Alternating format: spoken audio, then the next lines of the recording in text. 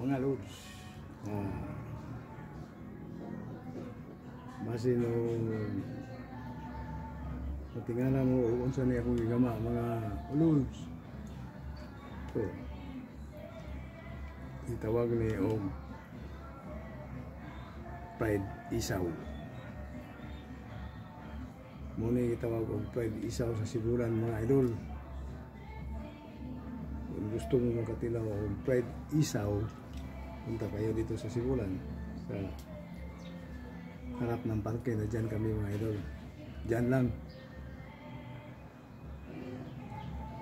para makatingin kayo sa fried isaw namin.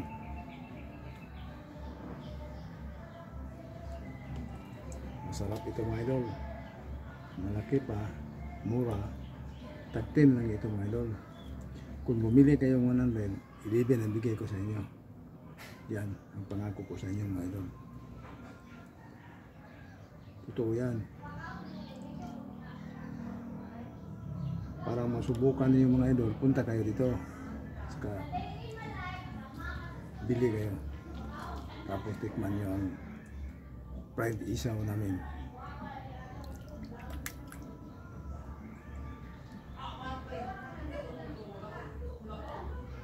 Hanapin lang niyo ang cart namin mga idol.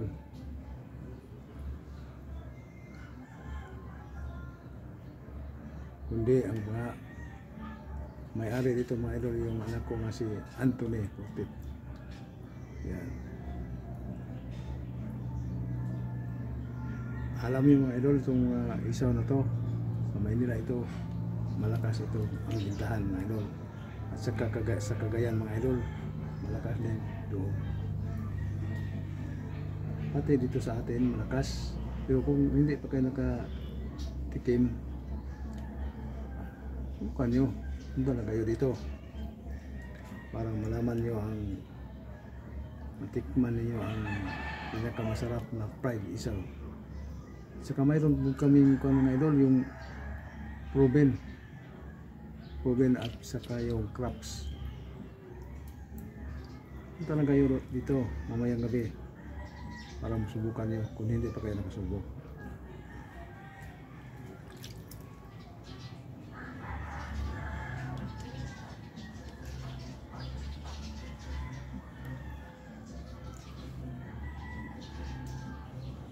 Pwede na ito sa pulutan, pwede naman sa hapunan. Yan, hindi kung ito mga idol, walang problema ito kung hapunan nyo ito mga idol, pulutan nyo, masarap ito.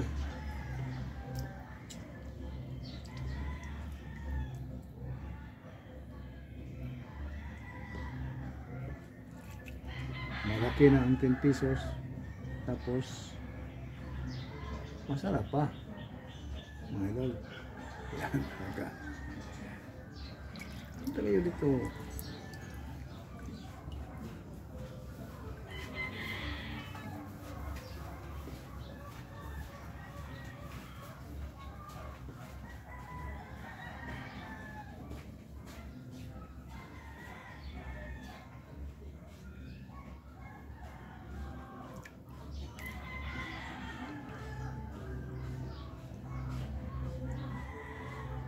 Kayong hindi pa nakatikim sa isaw namin, subukan lang nyo, hindi kayo magsisi. Totoo lang, hindi kayo magsisi. Talagang masarap to. Testing lang. Kung hindi masarap, pwede iuli nyo. Yan ang pangako ko sa inyo.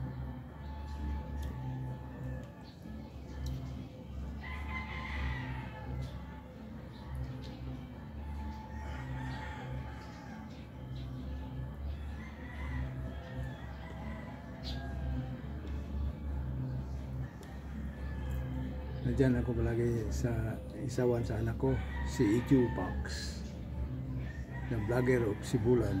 Ichu Pax.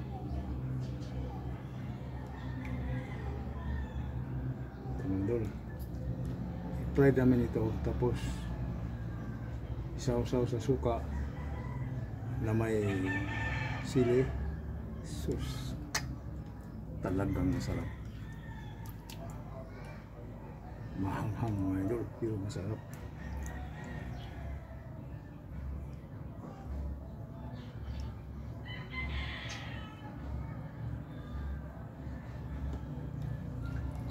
Itong ginagawa ko mga idol na bituka sa manok ito mga idol, pero iba ito. Katulad dito sa siyae na sa baboy. Ang bituka sa baboy, di ba? Siyae. Ito, parehas ito, siyae. Parang siyae ito eh. Kasi ito ang pinaka, ang tawag yan sa Tagalog yan. Limutan ko yan.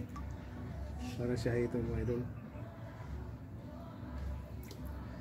Masarap talaga ito. Kung gusto kayong kakain sa isawa namin, wala kaming kanin na binta. Kung magdala kayo ng kanin, pwede. Para mas lalong ano kayo, ma-enjoy. Yan mga idol. Totoo yan. Huwag kayong magsisi kapag makakain. Hindi kayo magsisi kapag makakain kayo sa fried isaw namin. Yan. Ipangako ko yan idol.